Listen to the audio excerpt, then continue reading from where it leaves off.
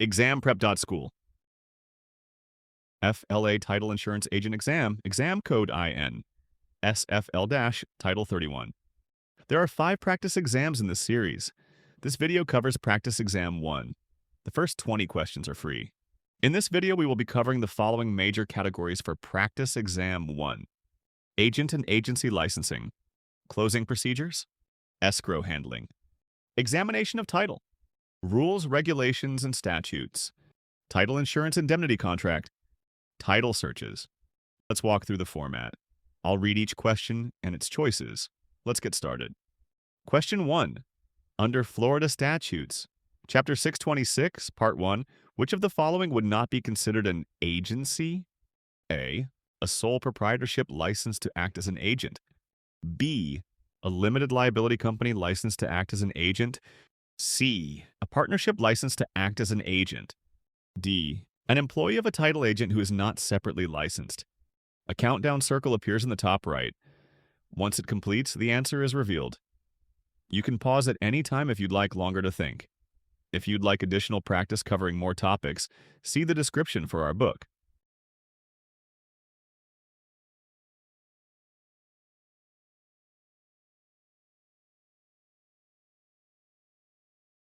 The correct answer is D.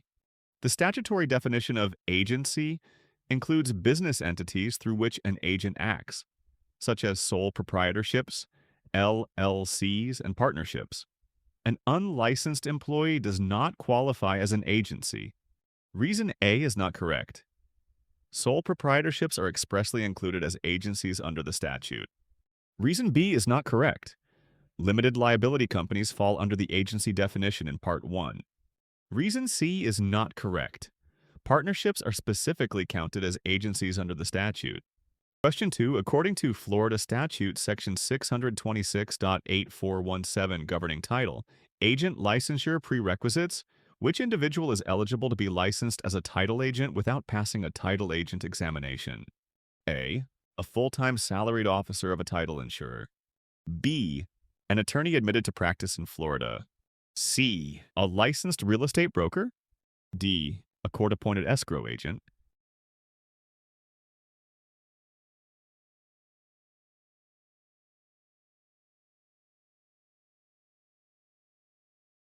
The correct answer is B. Florida law exempts attorneys admitted to practice in this state from the title agent examination and allows licensure upon proof of bar admission. Reason A is not correct. While insurer officers may qualify for licensure, they still must meet examination requirements under this section. Reason C is not correct. Real estate brokers are not exempt from the title agent examination under this statute. Reason D is not correct. Court-appointed escrow agents are not granted exemption from the title agent exam by this provision. Question 3. A licensed title insurance agent in Georgia for the past 4 years with no lapses applies for a Florida title insurance agent license. Under Florida Statute Section 626.8418, which requirement allows the applicant to waive the Florida licensing examination? A. Held a similar license in any state for at least 2 of the past 3 years. B. Completed continuing education in Georgia but held a license for less than 1 year. C. Been licensed in Georgia for at least 5 consecutive years without interruption. D. Held a title insurance agent license in another jurisdiction for at least 4 of the preceding 5 years with no significant lapse.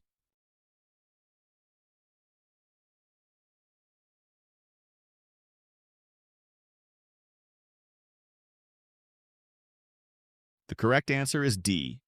The correct answer is that the applicant may waive the examination because Florida allows waiver for those who have held a title insurance agent license in another jurisdiction for at least 4 of the preceding 5 years without a significant lapse. Reason A is not correct. The license holding period of 2 years does not meet the 4-year requirement for an exam waiver. Reason B is not correct.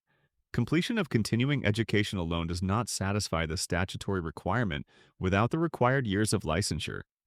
Reason C is not correct. The statute specifies a 4-year licensure period, so requiring 5 years is more stringent than allowed. Question 4. A Florida title insurance agent mails promotional materials offering homebuyers a 10% refund of the premium if they choose to purchase through the agent's recommended lender. Under Florida Statute Part 5 Prohibitions on Unfair Trade Practices, which aspect of this offer violates the statute? A. Apportioning a portion of the agent's commission to the lender for referrals. B. Offering a complimentary home inspection valued under $100. C. Providing a discount on the title insurance premium as an inducement. D. Misrepresenting coverage terms in the promotional materials.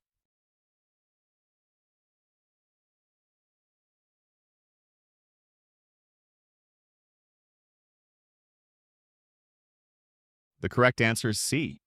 The correct answer is that providing a discount on the premium constitutes a rebate, which is an inducement expressly prohibited under Part V's unfair trade practice provisions. Reason A is not correct. Sharing commission with another party relates to licensing rules but is not defined as a rebate under Part 5 unfair trade practice prohibitions. Reason B is not correct. A nominal complimentary service below the statutory threshold is generally allowed and not classified as a rebate. Reason D is not correct. No coverage terms are misrepresented in the scenario, so this does not address the inducement prohibition. Question 5. Under Section 8, subsection A of RESPA, the anti-kickback statute, which of the following practices violates the statute? A. Paying a promotional gift of nominal value, $25 or less, to a real estate agent for referring settlement business. B. Compensating an attorney for actual legal services rendered at a customary rate. C. Allowing affiliated business arrangements disclosed in writing to sellers and buyers. D. Splitting a title insurer's fee with a real estate agent without requiring actual services.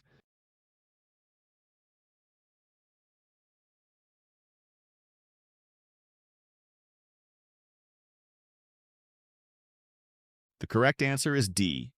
The correct answer is the division of a title insurer's fee with a referral source absent bona fide services, which is expressly prohibited by Section 8.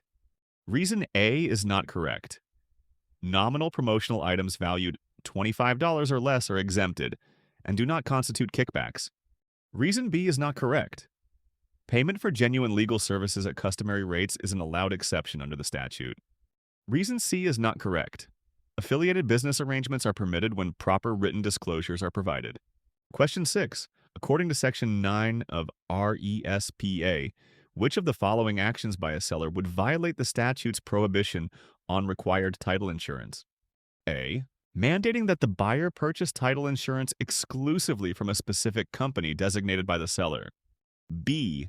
Recommending that the buyer consider using a title insurer affiliated with the seller. C. Allowing the buyer to select any qualified title insurer. D. Disclosing a list of preferred insurers while permitting free choice.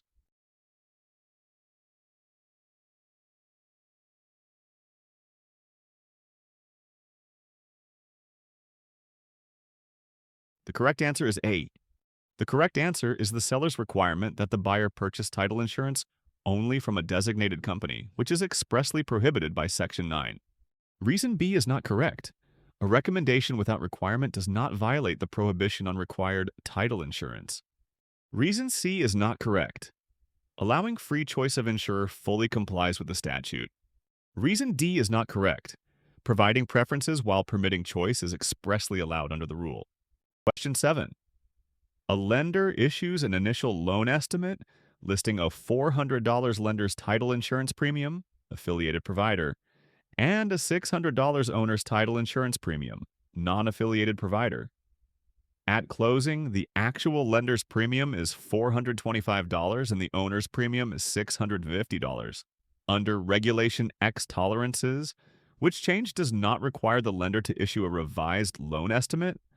A. Lender's title insurance premium increases from $400 to $425. B. Owner's title insurance premium increases from $600 to $650. C. Owner's title insurance premium increases from $600 to $700. D. Lender's title insurance premium decreases from $400 to $395.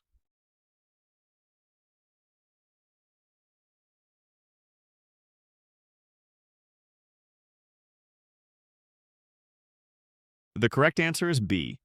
This option is correct because owner's title insurance from a non-affiliated provider falls into the 10% cumulative tolerance group, and the $50 increase, 8.3%, is within tolerance, so no revised loan estimate is needed. Reason A is not correct. Any change to an affiliated lender's title insurance premium triggers zero tolerance and requires a revised loan estimate. Reason C is not correct. A 16.7% increase for a non-affiliated service exceeds the 10% tolerance, so a revised loan estimate is required. Reason D is not correct. Any change, even a decrease, to an affiliated lender's title insurance premium triggers zero tolerance and requires a revised loan estimate. Question 8. A loan originator prepares a loan estimate and lists the following under Section H. Owner's title insurance premium, $500. Lender's title insurance premium, $300. Attorney review fee, $150. And recording fee, $100. According to TRID, which cost is incorrectly included in Section H? A. Owner's title insurance premium. B. Recording fee. C. Lender's title insurance premium. D. Appraisal fee.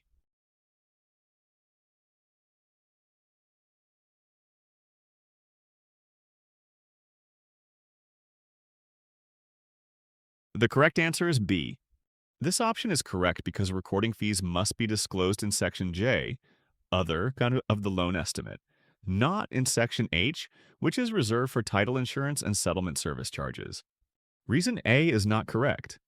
Owner's title insurance premium is correctly listed in Section H as a title insurance charge. Reason C is not correct. Lender's title insurance premium is correctly listed in Section H as a title insurance charge. Reason D is not correct. Appraisal fees are not listed in Section H, they belong in Section A, or the services the borrower cannot shop section. Question 9. Which of the following best defines the duty of reasonable skill and care that a Florida title insurance agent owes to all parties under Florida Statute 626.8543? A. The obligation to exercise the judgment, diligence, and competence that a reasonably prudent title insurance agent would use under similar circumstances. B. The requirement to limit liability by conducting only a cursory examination of public records. C. The obligation to represent the interests of the insured exclusively when conflicts arise. D. The responsibility to audit all financial statements related to the transaction.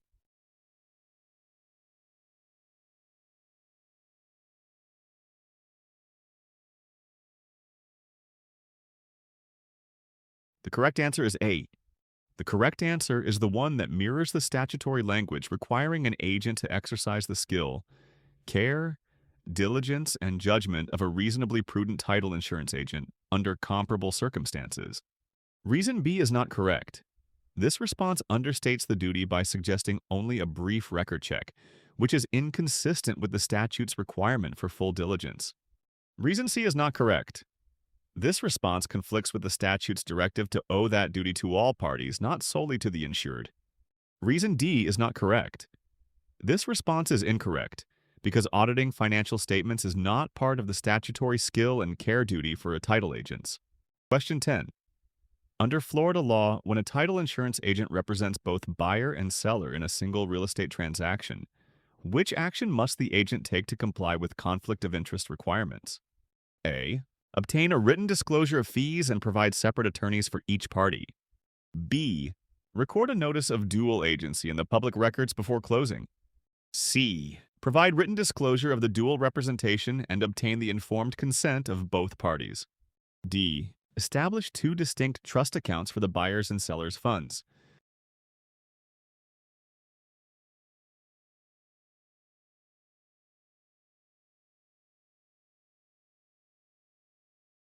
The correct answer is C. The correct answer reflects the statutory requirement that dual representation must be accompanied by full written disclosure and the informed consent of both parties to avoid conflicts of interest. Reason A is not correct. This response is incorrect because separate legal counsel is not mandated by the title, Agent Conflict Rules. Reason B is not correct. This response is incorrect because disclosure must be made directly to the parties, not recorded publicly first. Reason D is not correct. This response is incorrect because maintaining separate trust accounts does not satisfy conflict disclosure and consent requirements. Question 11. At a Florida residential closing, a title insurance agent adds a $150 expedited handling fee on the final closing statement that was not disclosed in any prior written fee schedule or estimate. The borrower signs the statement without questioning the charge. Under Florida law, which of the following is the most accurate consequence of this practice? A. No violation occurred because the fee was included on the closing statement signed by the borrower. B. The agent may offset the undisclosed fee against their commission without needing to refund it. C. No violation occurred if the borrower provided oral consent at closing to the additional fee. D. The agent violated the prohibition on undisclosed consumer charges, must refund the fee, and is subject to disciplinary action.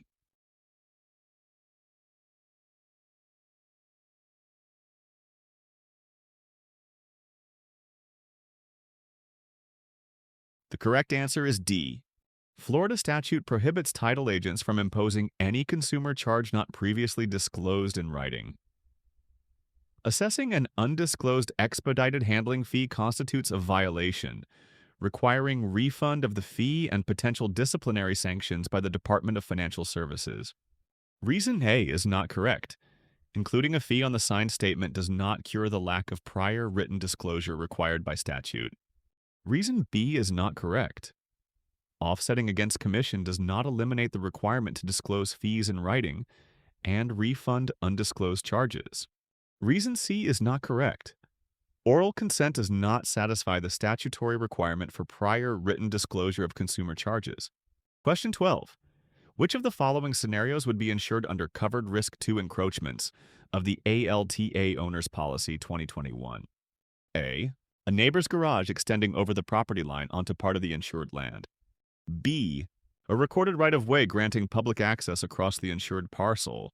C. A municipal setback violation recorded in the public records. D. An unrecorded judgment lien filed against the insured's title.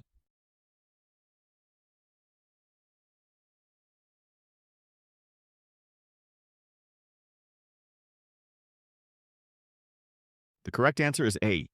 This option is correct because Covered Risk 2 insures against physical encroachments or protrusions onto the insured land by structures or improvements of others, which matches the scenario described.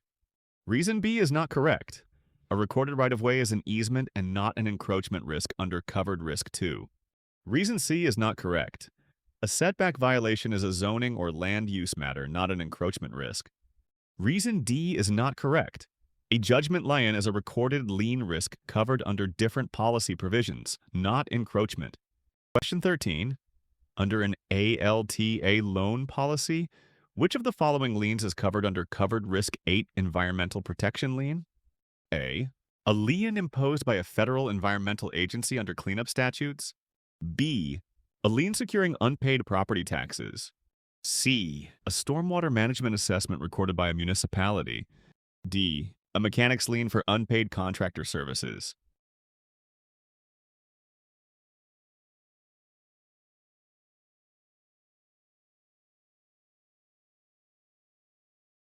The correct answer is A. This coverage insures against liens for environmental remediation imposed by government entities under environmental protection statutes, which aligns with a lien by a federal environmental agency. Reason B is not correct.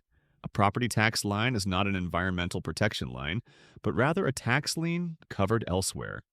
Reason C is not correct. A stormwater assessment is a special tax or assessment lien, not strictly an environmental protection line under policy definitions. Reason D is not correct.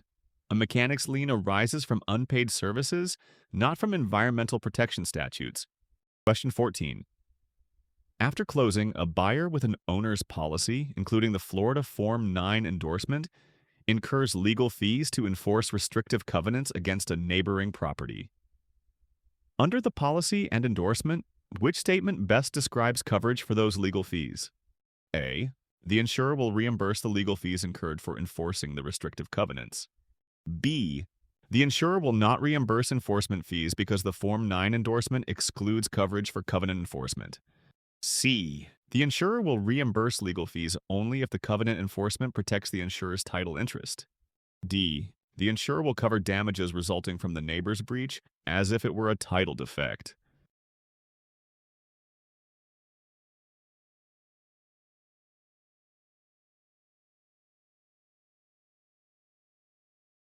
The correct answer is B. The Form 9 endorsement expressly excludes loss or damage arising from enforcement of restrictive covenants, so legal expenses to enforce such covenants are not reimbursable under the policy. Reason A is not correct.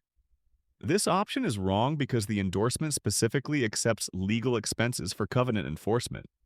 Reason C is not correct. This option is wrong because coverage is not tied to protecting the insurer's title interest, but is governed by endorsement exclusions. Reason D is not correct. This option is wrong because covenant breaches are not treated as title defects covered under the policy. Question 15.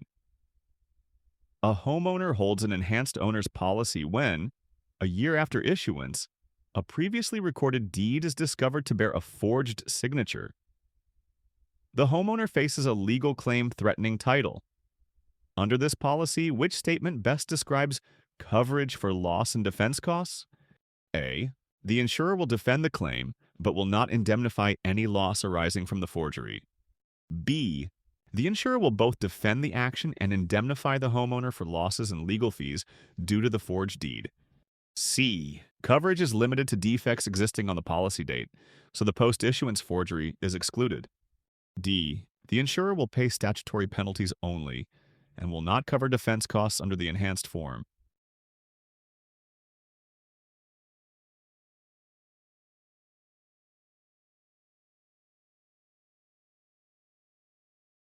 The correct answer is B. The enhanced owner's policy broadens basic coverage to include losses and defense costs resulting from forgeries discovered after the policy date, so both defense and indemnity apply. Reason A is not correct. This option is wrong because the enhanced form provides both defense and indemnity for forgery claims. Reason C is not correct. This option is wrong because the enhanced form extends coverage to forgery occurring after issuance. Reason D is not correct. This option is wrong because coverage is not limited to statutory penalties, but includes defense fees under the enhanced policy. Question 16. Which of the following is included among the standard exceptions in Schedule B, Part 1 of a title insurance policy? A. Lines for unpaid homeowners association dues. B. Mortgage lines of record. C. Recorded restrictive covenants affecting property use. D. Rights of parties in possession.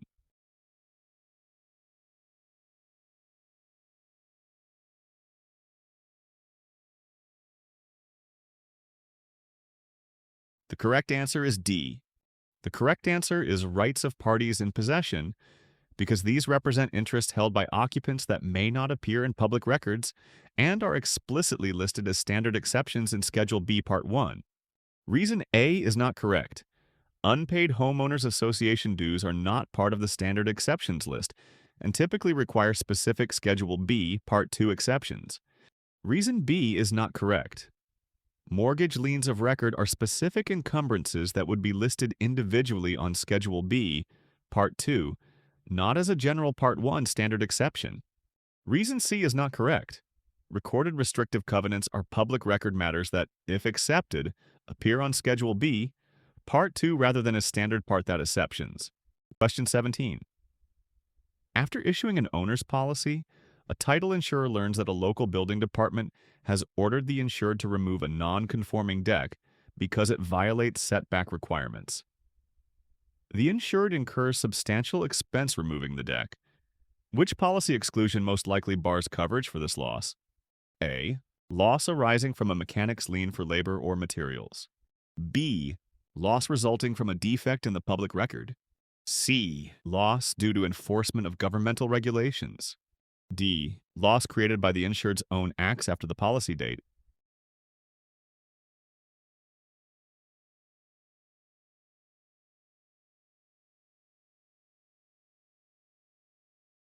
The correct answer is C. The exclusion for losses due to enforcement of governmental regulations applies, barring coverage for costs arising from building code or ordinance enforcement. Reason A is not correct. Coverage for mechanics liens is addressed under a separate exclusion and applies only to recorded liens for labor or materials. Reason B is not correct. Defects in the public record exclusion covers unmarketability due to recorded document errors, not ordinance enforcement. Reason D is not correct.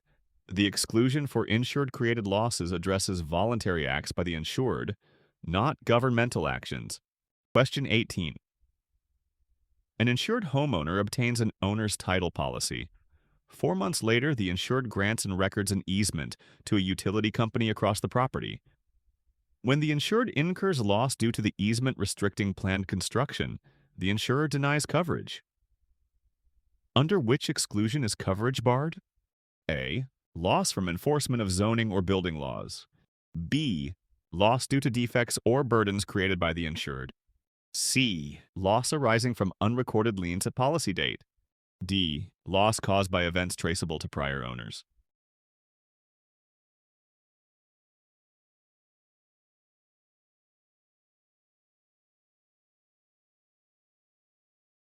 The correct answer is B.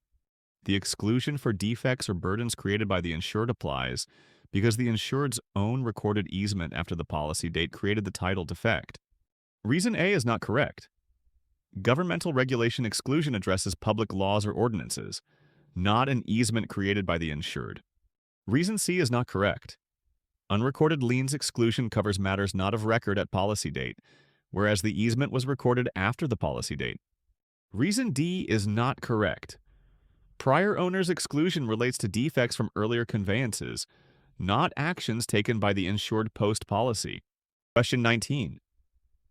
According to the 2006 ALTA commitment form, the effective date stated in Schedule A specifies which of the following?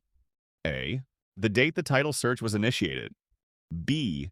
The date the insurer receives the closing statement. C. The date and time through which the title and public records were examined. D. The date ownership is transferred at closing.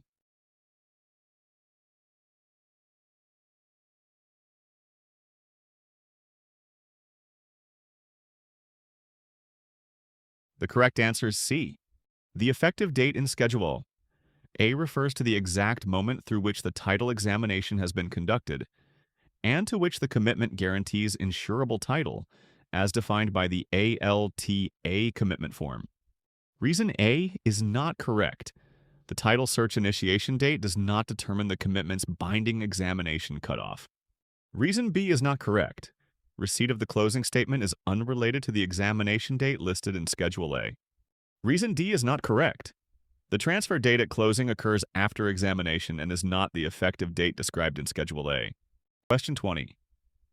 Under the ALTA commitment form, Schedule BI requirements are considered cleared when the title insurer has received which of the following prior to policy issuance? A. Satisfactory documentary evidence of release or satisfaction of each matter listed. B. A paid premium receipt from the insured. C. An executed survey warrant from the title agent. D. A lender's endorsement agreement without accompanying release documents.